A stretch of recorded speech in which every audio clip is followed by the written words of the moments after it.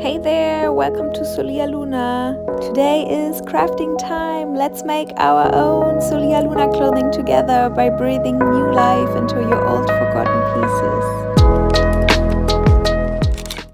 Hey YouTube, this is me, Leah, and I'm the soul behind Solia Luna. And today I want to do my first tutorial about how to upcycle your very own creations in this kind of similar style. Here's what you need.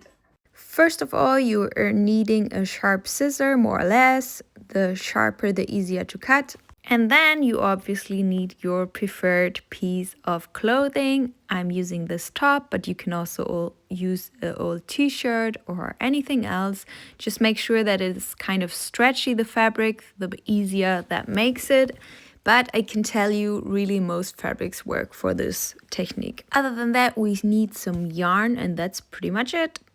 So first of all, you take your piece and you take it in the middle and fold it so that it is equal onto the seams. Stretched out a bit, like this. And now we're starting with deciding what kind of pattern we want to cut into the fabric. And that's where the creativity starts, because we have a bunch of different options on what to do here, and that's only for you to decide. So if this is the fun part, you can take a piece of chalk if that helps you, and you can decide. You could, for example, cut a shape of a triangle. You could just cut down like this. You can even make a diamond, cut a little bit deeper and less deep. There are so many different choices. If you want just a little bit of cut, you can just go until here, or you go all the way down. Also, make sure to keep in mind where the height of your nipples could be, so that if you want to have them covered, you keep them covered. I usually go just intuitively, but to make it a bit more clear and give you a better idea.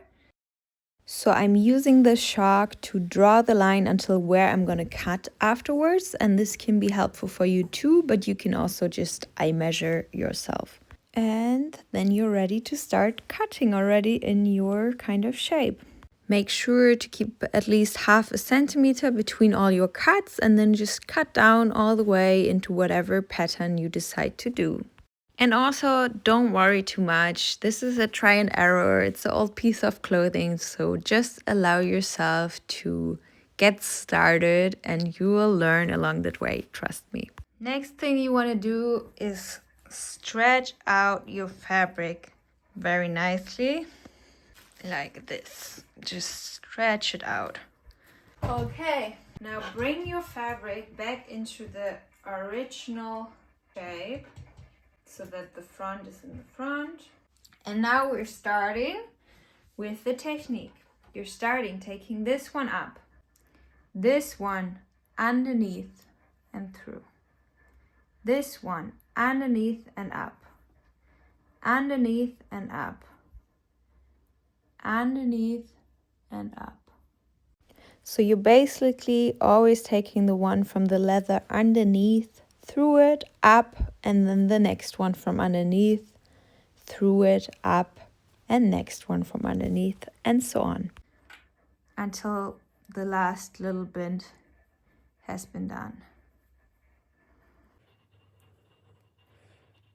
And now leave this last one here left, so that you have this one.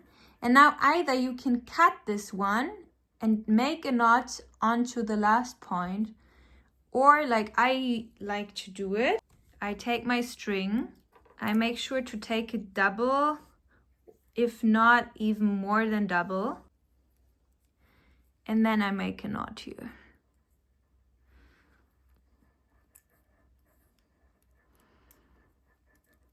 To secure it. Make sure to make several knots just to make sure that it doesn't undo itself when washing. Cutting it off. There you go, already having a nice piece. And basically depending on how you make your pattern, this will look very different already. If you start small and go big, or if you go straight all the way down, this already makes a big difference in creating a lot of different magical things. And another thing you can do is, now that you did this one time, you can go and do this again.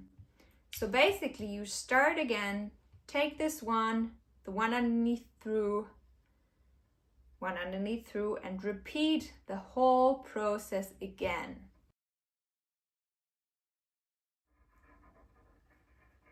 And then same thing as before, secure it with some string.